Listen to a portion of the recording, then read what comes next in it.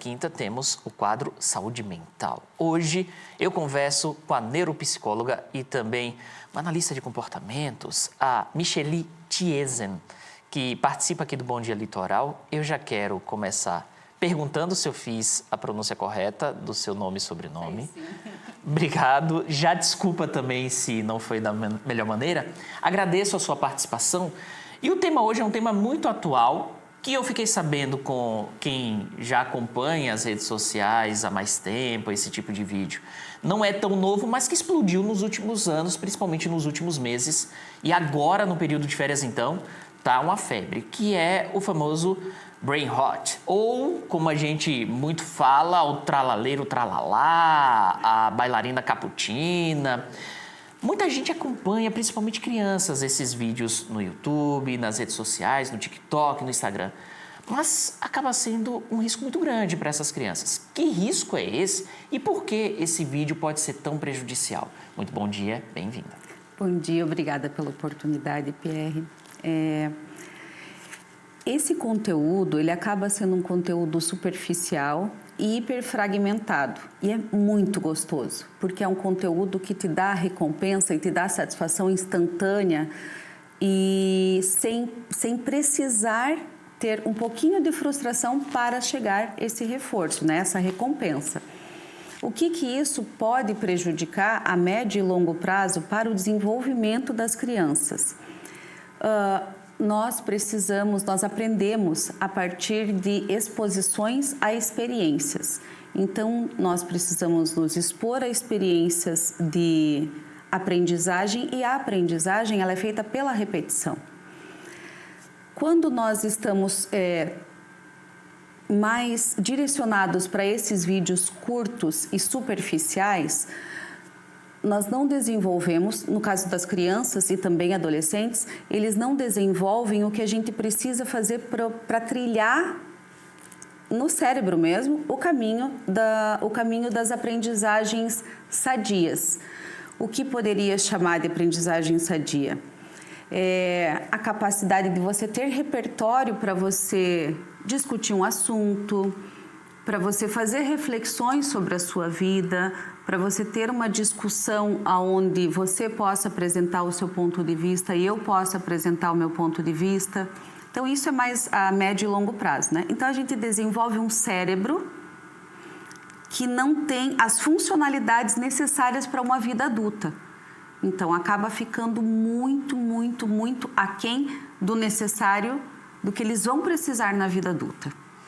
E esse é um risco geral dos vídeos curtos, porque quando a gente fala do tralaleiro, tralalá, além de ser um trava-língua gigantesco, a gente tem também um conteúdo que não apresenta nada.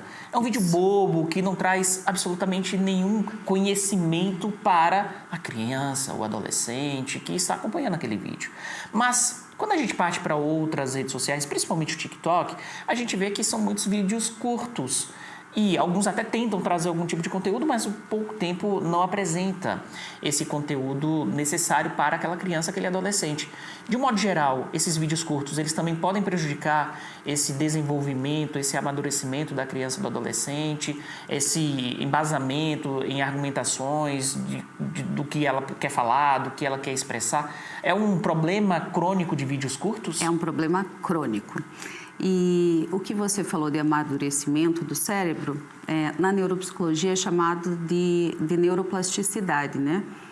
Então, a neuroplasticidade é a capacidade que o cérebro tem de ser flexível a absorver conteúdos. E isso acontece muito na infância e também na adolescência. Na vida adulta se conclui, né? Se conclui, mas não conclui. Se estabiliza, se forma, termina de se formar, podendo haver mudanças também, já tem evidências científicas para isso. Mas na criança, se ela só trilha esse caminho da superficialidade e das recompensas imediatas, essas recompensas imediatas é onde está o X da questão. São conteúdos que não trazem nada, mas eles nasceram vendo esses conteúdos.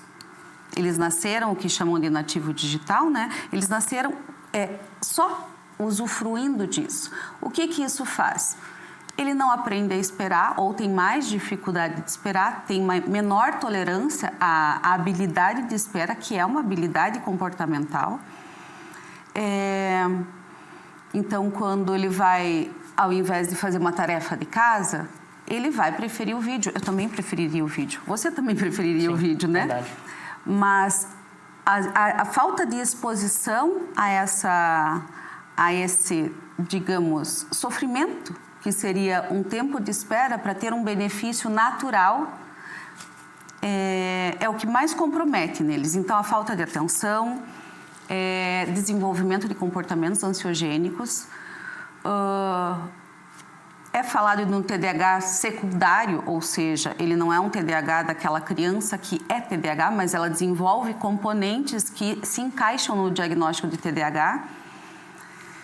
E é isso, eu acho que daí futuramente esse prejuízo, ele é um prejuízo geracional, ele não é um prejuízo de uma criança ou outra criança, né? E é muito difícil sair disso. Por isso que é importante que a gente ofereça oportunidades e aí vai o trabalho para os pais, né? E hoje em dia a gente tem um cenário de pai e mãe trabalhando e é super compreensível isso, mas que tenha uma rotina de atividades que não demandem de eletrônico ou que o uso do eletrônico seja apresentado e seja conversado para acontecer de uma forma sadia ou balanceada, digamos assim. Bem, eu tenho um filho de 7 meses e no meu caso ainda é relativamente fácil manter esse filho longe das telas. Mas a gente sabe que tem muitas crianças com 4, 5, 6 anos que torna mais difícil para os pais manter fora das telas. Nesse período de férias, como agir para que essas crianças não tenham acesso a esses vídeos curtos? Ou pelo menos tentar minimizar o impacto desses vídeos curtos, desses vídeos do tralaleiro tralalá, da bailarina caputina, e assim trabalhar melhor esse momento de férias com as crianças. De que maneira agir? A gente tem que oferecer oportunidades para que, junto desses conteúdos, porque a gente também, você com uma criança de 7 meses, o que você pode fazer é evitar ao máximo que esses conteúdos sejam o mais interessante da vida deles. Então, como que a gente vai enfrentar ao máximo? Vai oferecer oportunidades dele sentir prazer com reforçadores naturais, que a gente chama, que é a convivência. Então, fazer uma atividade junto com eles. Para crianças mais velhas, jogar um jogo de tabuleiro, ler um livro. E para você chamar a atenção deles, você tem que ser o brincalhão. Então, não adianta a gente querer cobrar e a gente ficar com o celular aqui também. Então, isso é ensino por modelagem, né, na análise do comportamento. Não adianta a gente ficar com o celular aqui e cobrar que uma criança não use o celular. É muito difícil. Então, oferecer desde esse início uma constância de oportunidades de comportamentos que não sejam voltados para esse consumo, pelo menos ensina lá no cérebrozinho dele que existem coisas além dali que são gostosas, só que demoram mais para serem gostosas e demoram para aprender. Então já ensina a criança a lidar com a frustração, já ensina a criança ela conseguir ter paciência para esperar as coisas, porque a gente está falando de criança, a gente está falando no seu caso do seu filho de 7 meses. Mas esse filho de 7 meses, ele vai ter 3 anos, ele vai ter 5, ele vai ter 14 e ele vai ter 20 e vai para um mercado de trabalho, onde as respostas não são imediatas, onde você tem que ter uma capacidade de diálogo, uma capacidade de reflexão, um conceito autocrítico grande. E daí nós vamos para uma situação onde a gente não consegue, onde ele não vai ter repertório de vida, de histórico de vida lá nos caminhozinhos do cérebro, ele não foi exposto a essas situações pelo alto consumo desse conteúdo fragmentado. E aí a gente vê um abismo comportamental, onde tem déficit de habilidades sociais, de funcionamento executivo, que é essencial para a nossa vida. A gente fala da inteligência só como o QI, né? Mas muito mais do que o QI é o funcionamento executivo, que é a capacidade de tomar decisão, capacidade de planejamento, de organização, de inibir comportamentos que não são relevantes naquele momento. E esse consumo desenfreado, né, o consumo não sadio, digamos assim, esse consumo não sadio, ele oferece exatamente esse abismo comportamental. Então, o cuidado, talvez para as férias agora, não tenha algo para se falar, a não ser tente ter momentos com o seu filho. Se ele já consome, tente falar assim, o que você viu hoje? Ai, que legal! E o que você aprendeu? E quem que você acha que está ganhando com isso? Para propor reflexão a respeito do tema, porque ele não tem maturidade ainda para saber assim, isso aqui é médio e longo prazo. A médio e longo prazo, o que eu quero com médio e longo prazo? Eu quero meu prazer agora, nós também queremos o prazer agora, mas a gente aprendeu diferente.